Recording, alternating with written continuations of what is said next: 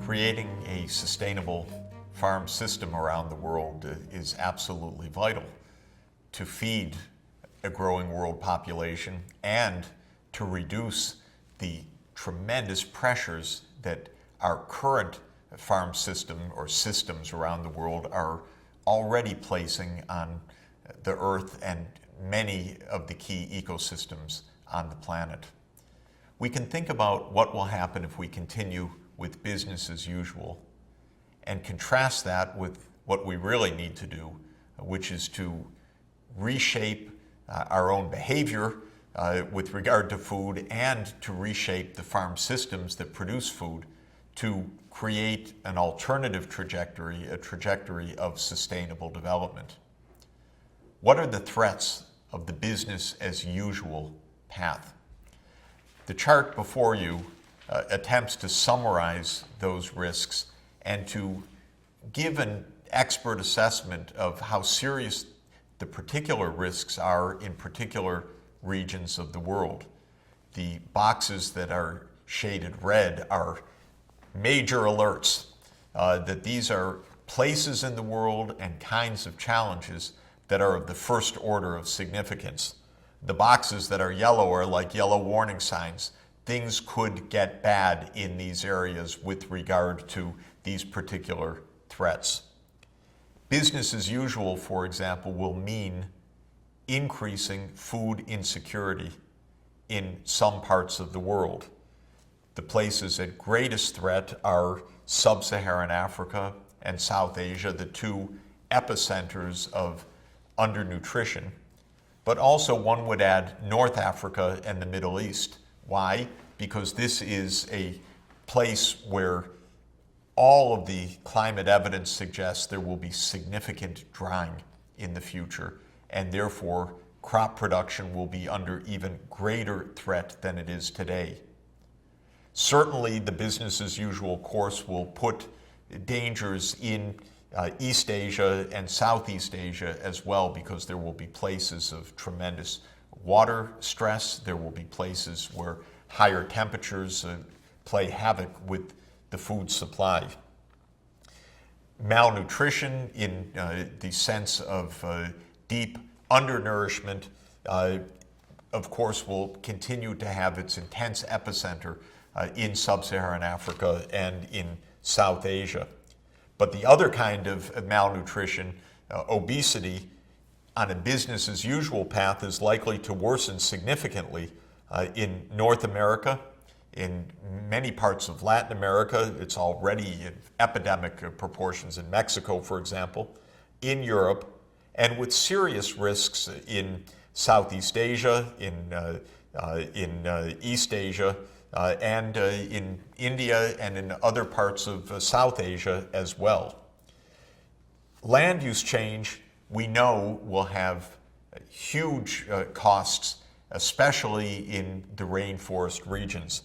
That means in Latin America, in sub-Saharan Africa, and in parts of Southeast Asia.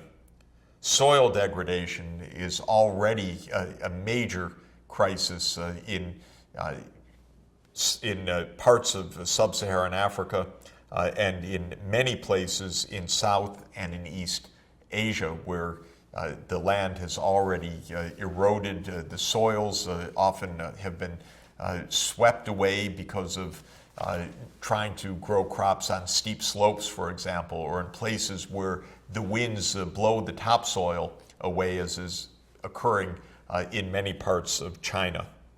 We know that biodiversity loss is threatened pervasively. One can say that the threats are moderately or acutely high in every region of the world. One can think about losses in the rainforest regions. One can think about losses in the places likely to experience serious drying, such as the Mediterranean basin. One can think about losses of biodiversity in places where population growth is so rapid that encroachments on land are bound to threaten and profoundly imperil biodiversity as is occurring in sub-Saharan Africa. The chart, in other words, by region, by risk, is filled. While there are a few regions that escape some of the risks, there are no regions that escape all of the risks. And today's poor regions are, of course, as is usual with poverty, at extreme peril because they're already living on the edge. There are already people living in fragile environments, for example, in tropical ecosystems, in dryland ecosystems. Part of their poverty has come from the fact that the natural environment is already fairly inhospitable, but with environmental change, what is now a difficult environment can be an impossible environment to support human life. When that happens, not only will people suffer, will people die, will there be conflict, there will be migration, and there will be environmental refugees created by the millions, the tens of millions, even the hundreds of millions. And we know, sad to say, in a world which does not do well with migration, where newcomers, especially poor newcomers that are forced to move, can face a very, very hostile environment when they arrive. And so we're in for a lot of trouble if we maintain this business as usual trajectory. What to do, how to move to a sustainable development trajectory. Again, because of the complexity of the food system, the fact that we're talking about land use, the fact that we're concerned about nitrogen use, the fact that we're concerned about chemical pollutants, the fact that we're concerned about the vulnerability of crops to higher temperatures or more water stress, means that the kinds of responses that are needed also are going to have to be varied, holistic in nature, and carefully tailored to local contexts. Boy, that makes this among the toughest challenges that we face, because the world is in crisis. The problems will get worse. It's not easy to say that one region will bail out the others, because all regions will have stresses. And also, there will be no magic key that suddenly will sweep the world and make it possible to solve this problem. Each region is going to have to identify its own pathways to sustainable agriculture. What are some of the things that can be done? The first is to improve our ability to grow food and to be more productive in terms of higher yields and more resilient in terms of the ability of food crops to withstand the shocks that we know are already coming. Just as Norman Borlaug and his colleagues M.S. Swaminathan and Minister Subramanian, that triumvirate, made possible the Indian Green Revolution and comparable events in other parts of the world where higher yields came because of the advent of high-yield varieties combined with fertilizer inputs and often with irrigation, we're going to need another green revolution of new crop varieties that are going to be especially propitious for the challenges that we face. For some regions, this will mean a special importance of drought-resistant varieties, because the frequency of serious droughts is likely to become much higher. We know that certain plants in nature have a high level of drought tolerance. The plant scientists now are attempting to identify those genes, and through various means, conventional plant breeding or the use of genetic modification, as it's called, create new crop varieties that also share the drought resistance. Partly, natural breeding has helped to develop new seed varieties that are better able to withstand bouts of low rainfall, in other words, dry spells during the growing season. GMOs, the genetically modified organisms or GMO crops, have taken the experimental pathway of identifying the gene complexes in naturally occurring drought-tolerant plants and transplanting those gene complexes into crops for the food supply. Now, many people find this idea of genetic modification to be very threatening, very dangerous, and it poses risks to the environment and potentially to human health. So whatever is done in this research domain of using cutting-edge genomics, both to identify potential genes that can add to crop traits that are desirable, and then to transplant them into food varieties to raise the resilience of those crops, needs to be tightly monitored and tightly regulated. But I would argue, despite some critics of this technology, that we should certainly test these technologies to see what they have to offer. They seem very promising, that by identifying genes for drought resistance or by identifying genes for saline tolerance, for saline soils, or for identifying genes as shown in this picture for the ability of rice to resist submergence, we can get major advances. What you're looking at in this picture is a transplanted gene from a species of rice that is able to tolerate being underwater for several days and still survive, to the kinds of rice that are normally grown in Bangladesh and India, in Pakistan and other parts of Asia, that don't have that submergence trait. Turns out, wonderfully, taking that gene for submergence and putting it into popular high-yield traits for rice has led to high-yield, submergence-tolerant rice, a wonderful breakthrough for farmers in Bangladesh that suffer repeated episodes of submergence of their rice. Those who say don't even go that way with technology aren't thinking, in my opinion, clearly enough about the needs of that farm family in Bangladesh to have this kind of variety. We shouldn't dismiss a whole class of technology because while it may pose risks, those risks are controllable, monitorable, and the technology itself can offer important breakthroughs. Now, relatedly is a second step of what can be done, and this is to make crop varieties more nutritious. Not only to grow better in harsh conditions, but to express more nutrients. And this is the idea that you're looking at in this picture of so-called golden rice.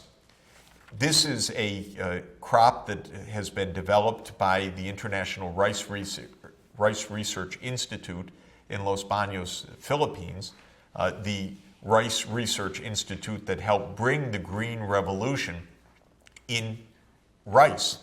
Now what scientists at IRRI are doing is to put in genes that express beta-carotene, a precursor for vitamin A, so that children who eat this rice, and you see how it's golden or looks more red, a little bit more like a carrot color, then have the vitamin A that they need for health.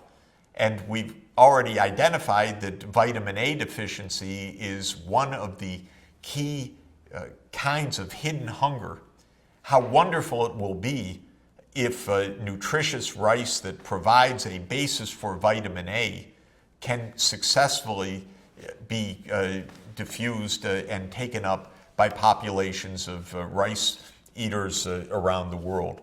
A third direction for us, absolutely essential, is known as precision farming or information-rich farming.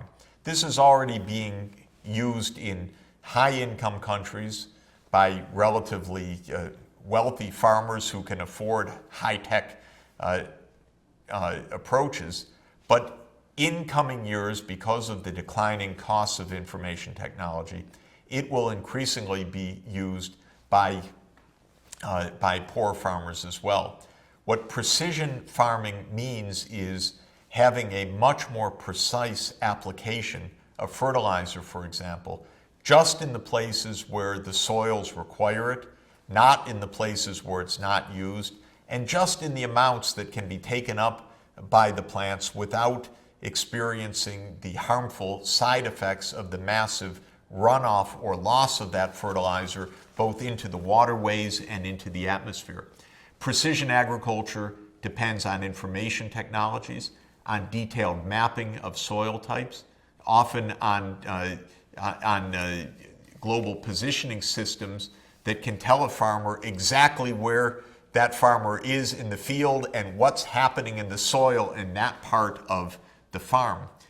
That relates more to a more general category of better nutrient management through better soil testing, soil mapping, using local chemistry, even reading the qualities of the soil on handheld devices or from satellite. It will be possible to get a much more detailed resolution of soil needs. What needs to be added here? What needs to be added there? Where's fertilizer not needed or needed only in very small amounts? And that kind of nutrient management of the soils offers places with soil nutrient depletion a massive potential boost in yields, Africa being #1 in the line for that. It also offers the chances for places that use far too much fertilizer, like China, to cut down very, very sharply on the fertilizer use. Another breakthrough is water management. Of course, we need to apply less water to get more crop per drop because we're depleting the scarce water we have, and the conditions will get tougher in the future, not only because of the depletion, but because of the climate change. Another major breakthrough that offers us a real boost will be better harvesting, storage, and transport of crops to avoid the very large losses, sometimes estimated as much as 1/3 or even 40% of the crops, to post-harvest loss, to pests, to rotting, to rodents, to physical loss of the crops left to exposure to rains and so forth. Simple means of more effective storage systems at very, very low cost, and better incentive systems and empowerment of local farmer cooperatives to invest in community-based storage facilities offer a tremendous hope for reducing losses in the value chain of agriculture, with big gains not only for farm incomes, but also big gains in effective productivity of the farm systems and our ability to ease up on the big human pressures on the farm systems.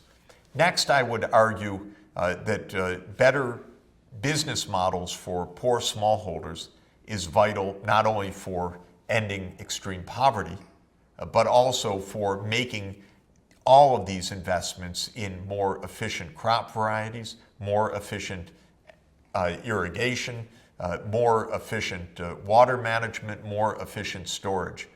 There is productivity through aggregation into farmer cooperatives, farmer-based organizations, new kinds of models, new connections to local, regional, and global value chains that are already proving their worth.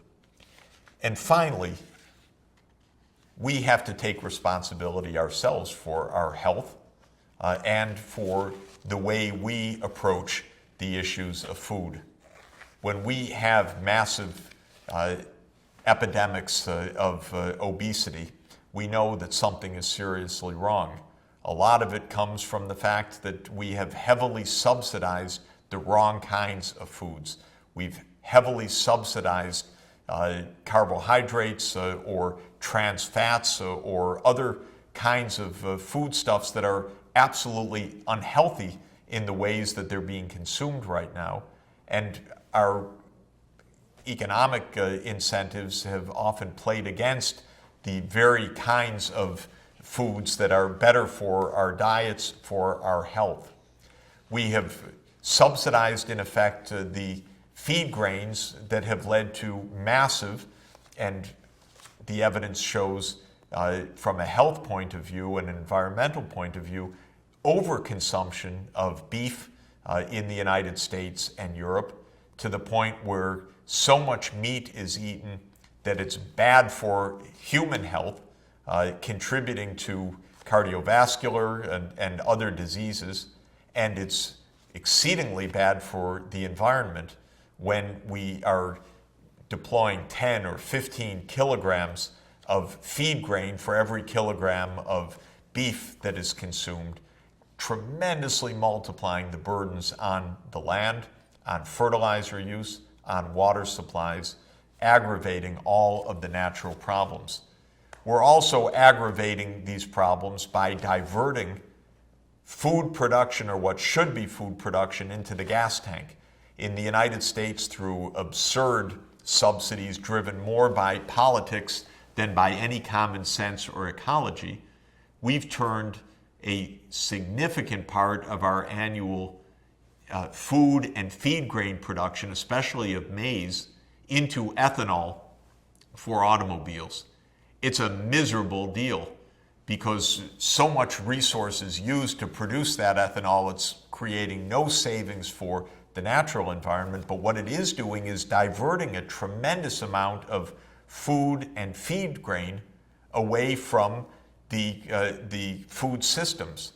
It's pushing up food prices. It's putting extra pressures on the natural environment. It is being done at the behest of a few powerful companies with powerful lobbies in Washington. And Europe isn't off the hook because it has a similar problem of biofuels diverting valuable farmland in Europe. The pathway to sustainable development involves behavioral change, public awareness, taking responsibility, and the mobilization of new systems and new technologies that can dramatically reduce the pressures on the natural environment and help to make our economy and our way of life more resilient to the environmental changes that are already underway. It's a huge problem and a huge challenge. It's an unsolved one. It's one of the areas that will require the most intensive kinds of problem solving at local levels all around the world during the period of the Sustainable Development Goals from 2015 to 2030, the years that lie ahead.